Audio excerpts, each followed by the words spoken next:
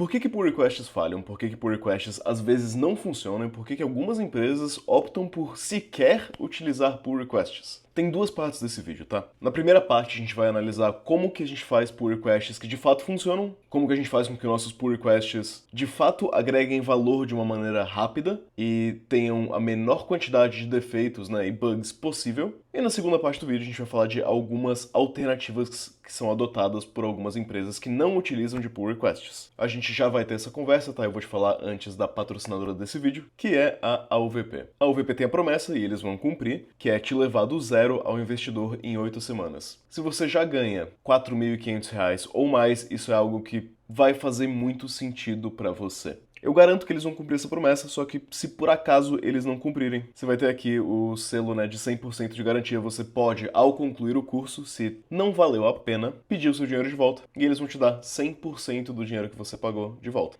O que você vai aprender aqui, né? Você vai aprender a organizar suas finanças, organizar os seus gastos. A partir do momento que você consegue organizar os seus gastos, você consegue se preparar para investir. E você vai aprender a investir em renda fixa, em renda variável no Brasil, em ativos que são reserva de valor, como ouro e Bitcoin. Vai aprender a investir no exterior. Isso pode ser Estados Unidos, isso pode ser Europa, isso pode ser China, pode ser aonde você quiser. E também tem umas questões aqui sobre, por exemplo, como você vai declarar isso no imposto de renda, certo? Além disso, além do aprendizado de como investir, você também vai ter o suporte, vai ter uma plataforma de investimentos exclusiva, que é a plataforma que eu, inclusive, uso para investir no Brasil. E, sujeito à análise de crédito, você pode ter acesso ao cartão de crédito Black, que vai te dar cashback direto nas faturas do cartão. É o único cartão que eu uso no Brasil. E também acesso gratuito a salas VIP em aeroportos. Clica no link na descrição, clica aqui em Faça sua análise de perfil, tá? Você vai responder um questionário rapidinho que a UVP vai te aprovar como aluno ou não. Vale muito a pena. Vem fazer parte da maior escola de investimentos do Brasil. Aqui nesse vídeo eu estou trazendo como base a minha experiência como desenvolvedor de software, que trabalhou em vários anos, e todas as empresas que eu trabalhei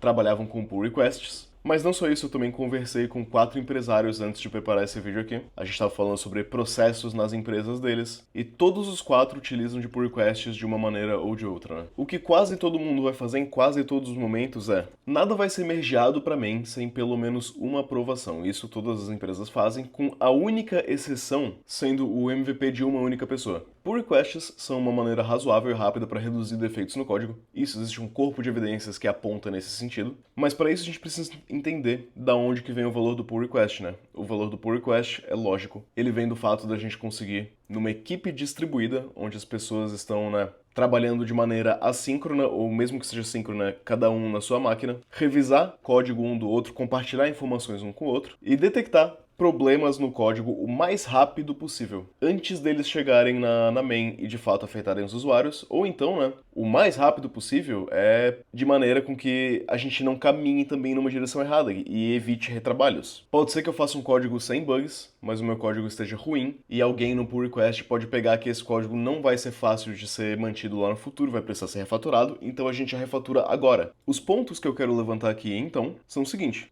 pro pull request fazer sentido, tá? Ele precisa ser razoavelmente rápido, porque, né, se o intuito é evitar retrabalho o mais rápido possível, se o intuito é pegar feedback o mais rápido possível, se o intuito é aumentar a velocidade de entrega de código, eu preciso que um pull request seja rápido. E eu preciso que ele reduza defeitos no código. Se ele não fizer essas duas coisas, ele não serve o propósito de existência dele. Então, para isso, deixa eu te perguntar o seguinte: se você vai revisar um pull request de 200 linhas de código, você demora quanto tempo para revisar esse pull request? Mais ou menos, em média, assim, vai. Imagina 200 linhas de código razoavelmente complexo ali, você vai demorar, de repente, 20 a 30 minutos, certo? Fazer uma revisão, uma revisão boa, porque o nosso intuito é pegar e reduzir defeitos no código. Se é só para passar o olho, não precisa, né? Se a gente não tá analisando de fato nada. E se o pull request tem 2.000 linhas de código, quanto tempo que você vai demorar para revisar esse pull request? Se você já trabalhou numa empresa, você muito provavelmente tem a resposta, e a resposta é que o seu chefe te alocou para trabalhar 35 horas escrevendo e fazendo de fato o código. Você não consegue dedicar tempo suficiente para esse pull request, você nem tem saco para fazer isso, então você vai dedicar, de novo, 20 a 30 minutos. Você está dedicando a esse pull request 1/10 da atenção que você está dedicando para um pull request menor. Ou seja, se nesse pull request aqui em 20 a 30 minutos você conseguiu achar, sei lá, 5, 10 bugs, nesse outro pull request aqui de 2.000 linhas de código, em 20 a 30 minutos você também vai achar 5 a 10 bugs, só que vai ser um número muito menor, dado a proporção do tamanho do pull request. Ou seja, ao não dar a devida atenção para um pull request grande, que demandaria uma atenção gigante, imagina que o seu Colega de trabalho trabalhou em algo por 3 semanas, abriu o pull request de 2.000 linhas de código. Você não consegue, em 20 minutos, dar a devida atenção para isso, logo você não consegue reduzir de maneira efetiva os defeitos no código. Ou então, tá? Ou então, supondo que você seja a única pessoa no mundo que vai revisar um pull request por 5 horas. Ninguém faz isso, mas supondo que você faça isso, não é mais uma maneira rápida. Não é Você vai ter que... Cara, 5 horas é um dia inteiro de trabalho quase. Você vai ter que perder o seu dia de trabalho, né? Se o seu colega enviou esse pull request numa sexta-feira, você só vai olhar isso na segunda-feira, vai devolver para ele, ele vai fazer alterações na terça, quarta e quinta-feira.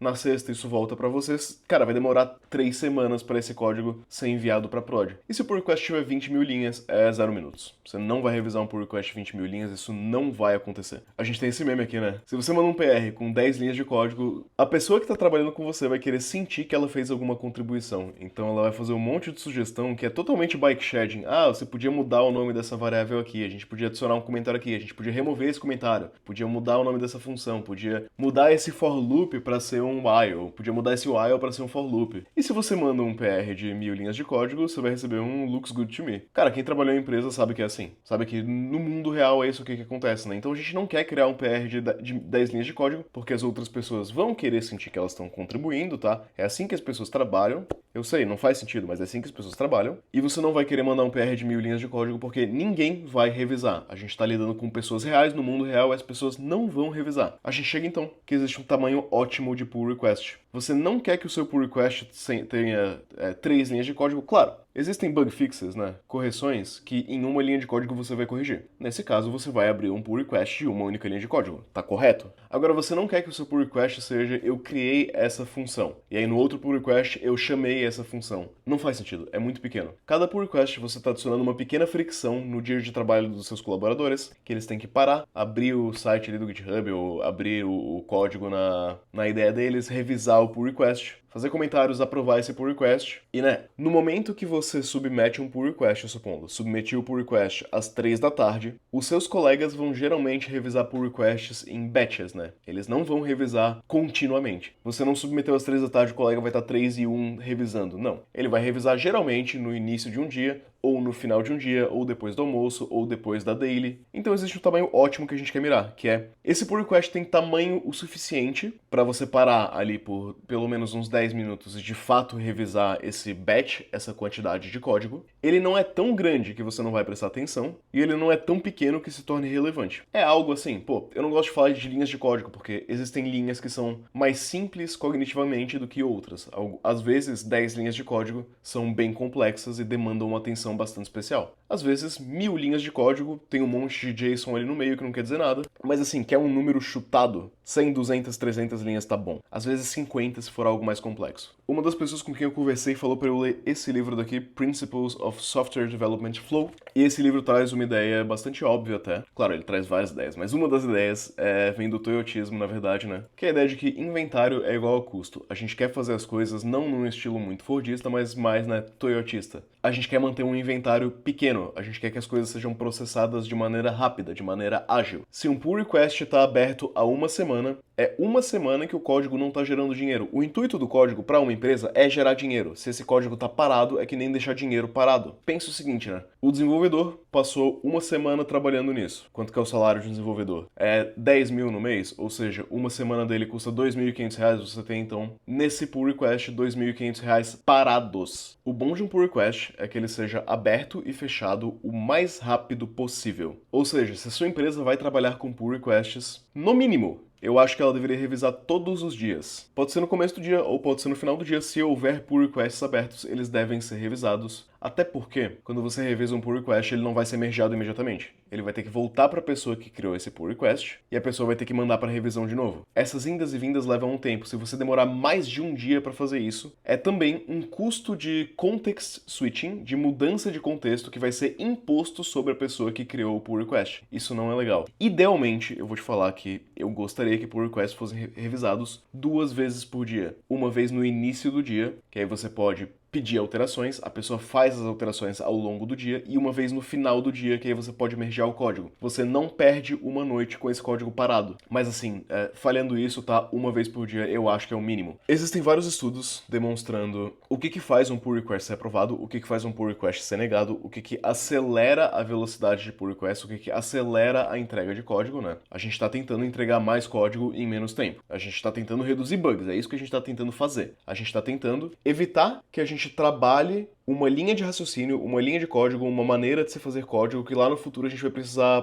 podar o nosso trabalho, né? Imagina o seguinte, imagina que a gente tá trabalhando, estamos criando aqui uma feature que tá indo pra tal caminho, chega lá no final, eu percebo que, pô, essa feature aqui, ela não é legal, tá? Ela é inútil, a gente não deveria ter feito ela. Ou então, o jeito com que essa feature foi escrita não vai funcionar, ela precisa ser reescrita. Quanto mais rápido no processo a gente conseguir pegar esses defeitos, essas inutilidades, quanto mais rápido a gente conseguir corrigir o caminho para o qual a gente está indo, a gente vai evitar todo esse trabalho aqui, que pode ser trabalho de dias, de semanas, de meses. A gente quer obter feedbacks o mais rápido possível, a gente quer sempre estar obtendo feedbacks. Para que isso aconteça dentro de uma empresa, dentro de uma criação de pull request, né, a gente precisa, novamente, primeiro, que eles sejam pequenos, que eles sejam concisos, mas também que exista clareza. Se a gente quer pegar bugs, se a gente quer pegar defeitos, a gente precisa de clareza, a gente precisa de um título que seja compreensível, mas aqui pode ser um pouco de cagação de regra, sabe? Se a pessoa que tá revisando o seu pull request tem o contexto absoluto daquilo que você tá fazendo, aí não precisa de tanta clareza assim no próprio PR, sabe? Porque a pessoa já tem o contexto. É mais importante se a pessoa não tem o contexto. Se a pessoa não tem esse contexto, você vai querer ter screenshots, você vai querer ter um título claro, você vai querer ter descrições, certo? Um screenshot, de repente, de como tava antes, como tava depois. Existe uma técnica para auxiliar na nossa agilidade, que é o pull request fast e follow. Seguindo a ideia de que inventário é custo, e a gente quer evitar as indas e vindas, né? A gente quer evitar interrupções, a gente quer que o código pare de ficar indo em review para work in progress, para in review, para work in progress de novo. A gente pode utilizar de fast follow. O que é fast follow? Suponho que eu fiz uma feature de 300 linhas de código e a minha feature ela vai funcionar, mas existem algumas coisas que podem ser melhoradas nesse código. Ao invés de eu negar esse pull request e pedir por mudanças, eu vou aprovar o pull request, mergear o código e abrir um pull request adicional, corrigindo aquilo que precisa ser corrigido num segundo pull request menor. Então, a gente limpou o inventário e esse segundo pull request vai ser muito menor, vai ser muito mais rápido de revisar, vai ser muito mais fácil de olhar, vai ser muito menos carga cognitiva para quem está revisando. E se houver problemas, né, eu não vou ficar com aquele pull request gigante indo de um lado para o outro. Conhecimento do contexto é importante. Se eu não sei, se eu não uso o meu produto, se eu não sei o que é a minha feature, o que é para eu fazer, eu posso estar indo para um caminho errado. Então é importante que eu tenha conhecimento do contexto e quem está revisando também tenha conhecimento do contexto, porque se a pessoa que está revisando não tem conhecimento do contexto, a gente não vai conseguir reduzir defeitos no código. Se eu estou fazendo um software que vai aplicar desconto nos meus pedidos na minha loja e a pessoa que está revisando não sabe qual que é a regra para se aplicar descontos, ela não vai conseguir detectar um bug caso um bug exista. Na mesma pegada de pegar problemas de maneira rápida, a gente pode utilizar de draft. Draft é um pull request que não está pronto, não foi submetido ainda, mas quando ele está assim, se encaminhando para estar pronto, a gente pode criar uma draft e alguma pessoa pode bater um olho nessa draft e te falar se você está indo para o caminho certo ou para o caminho errado, que isso vai evitar um retrabalho. Novamente, na ideia de podar os caminhos errados enquanto a gente estiver percorrendo eles. Pull request tem que ser conciso, com uma única razão de existência, que isso vai fazer com que ele seja mais fácil de revisar, mais rápido de revisar. E também, se houver um problema ao mergear esse pull request, eu posso reverter só esse pull request, tá? Só tem benefícios de se trazer um pull request conciso. E também, a gente pode utilizar de checklists de pull requests. Algumas empresas eu já vi fazendo isso, que você vai ter uma checklist que a pessoa precisa preencher ao submeter um pull request. Tipo, eu criei os testes de integração onde testes de integração são necessários. Eu testei localmente, eu testei em ambiente de staging, sabe? Checklists podem ser bastante valiosos em várias indústrias, inclusive na nossa. Agora, eu te falei aqui que a ideia é uma maneira rápida, né? Que pull request é inventário, é custo, é dinheiro que tá ali parado, e a gente quer evitar o tempo que demora para mergear para main. E pull request tem alguns problemas de indas e vindas de código, né? Que eu vou submeter para revisão, a pessoa vai revisar, vai voltar para mim, vai voltar para pessoa, vai voltar para mim. Várias mudanças de contexto aí. Isso, de fato, atrapalha no dia a dia do trabalho. Quem te falar que essa mudança de contexto não atrapalha atrapalha em absolutamente nada, ou a pessoa só não compreende como isso de fato atrapalha, ou a pessoa acha que o cérebro dela funciona de maneira diferente de todas as outras pessoas do mundo. Seria legal se a gente não precisasse parar para fazer pull requests, para criar pull requests, para revisar pull requests. Seria legal se o código fosse continuamente integrado à codebase que a gente tem. Isso, de fato, reduziria o tempo de que o código fica parado, de fato reduziria indas e vindas, de fato reduziria mudanças de contexto, mas a gente tem a questão de reduzir defeitos no código. Como que a gente vai, então, ter um código com menos defeitos se a gente não está revisando esse código através de pull requests? Existem algumas alternativas que algumas empresas utilizam, que é o seguinte: o processo de revisão de código, ele não é sem falhas. Todo mundo sabe disso. Pull requests não previnem a existência de bugs. Bugs ainda vão existir. O pull request só diminui a quantidade de bugs. Algumas empresas, alguns estudos têm demonstrado bastante êxito em trazer esse processo de revisão de código para que ele fique junto da própria criação de código. Então, enquanto eu estou criando o código, alguém também está revisando esse código. Faz sentido isso? A gente consegue ter uma maneira um pouco mais integrativa que durante a criação do código eu já estou validando que ele funciona, sem precisar de pull request. O código vai sendo continuamente comitado, por exemplo, na main, ou numa branch que vai imediatamente para main, ou para uma pipeline, enfim, o que quer que seja. A maneira com que as empresas vão fazer isso, eu tô te falando algo que eu nunca vi na prática, tá? Eu não vi empresas aplicando isso à risca na prática, eu nunca trabalhei numa dessas empresas. Eu já ouvi relatos, mas eu nunca de fato fiz isso. Mas a maneira com que as empresas vão fazer isso é, primeiro, você vai utilizar pair programming, que são dois desenvolvedores, às vezes um mob programming, que são mais desenvolvedores, que estão constantemente juntos, criando o código e revisando o código juntos no mesmo computador, né? O seu gestor pode achar que isso é menos eficiente, pode achar que, bom, você tem duas pessoas fazendo trabalho de uma. Os estudos demonstram que código feito através de pair programming você faz mais rápido do que se você estivesse sozinho, então o pair programming vai fazer tipo assim, 1.6 vezes a velocidade do código, tá? Não é o dobro, você não, duas pessoas não fazem o mesmo código na mesma máquina em dobro, então você de fato perde um pouquinho de agilidade no momento de escrita desse código, mas esse código ele sai com mais qualidade também, que tende a compensar o tempo perdido, tá? Pair programming tende a ser uma prática que aumenta a produtividade de empresas e desenvolvedores. Você vai gastar mais tempo produzindo o código e muito menos tempo revisando e muito menos tempo retrabalhando esse código quando surgirem bugs ou problemas, porque vão ter menos bugs e menos problemas. Então a primeira coisa que as empresas que não vão utilizar pull request vão fazer é utilizar bastante pair programming. Isso varia um pouco da cultura da empresa também, tá? Pair programming é um pouco cansativo, demanda um pouco mais de atenção, você tem que juntar as pessoas, você tem que sincronizar as coisas, é mais difícil de fazer num ambiente assíncrono, tem as suas desvantagens também, porém é uma prática que eu e a maioria da literatura parece demonstrar ser bem útil, até em compartilhar conhecimento dentro da própria empresa, tá?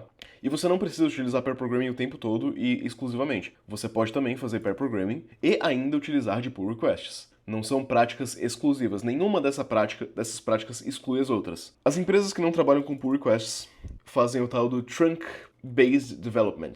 E você vai geralmente fazer uma review em cada commit, né? Uma review ele talvez não tão longa quanto um pull request, afinal de contas você já programou e revisou em equipe, mas você vai commitando direto na main. Agora, para que isso funcione, certo? Para que você vá commitando direto na main e a gente reduza o número de defeitos e reduza o nosso risco, a gente precisa de que uma pipeline de testes permita ou não esse commit direto na main, certo? Geralmente as empresas vão abusar de testes de integração, que são os testes que pegam ali o grosso dos problemas, e esses testes podem então prevenir alguns defeitos no código, negando que alguns commits sejam feitos. Então você não tem um commitar na main de qualquer maneira. Você tem um commit na main e você consegue garantir que vários bugs não vão regredir, né? Você consegue garantir a regressão ali com teste de integração, testes end-to-end. E com isso, né, você reduz o tempo em que o seu inventário ali, né, o código tá parado. Agora, enquanto a gente está desenvolvendo uma feature e essa feature está crua, ela não tá pronta para o usuário ver, pô, a gente está comitando uma feature direto na main, de repente a feature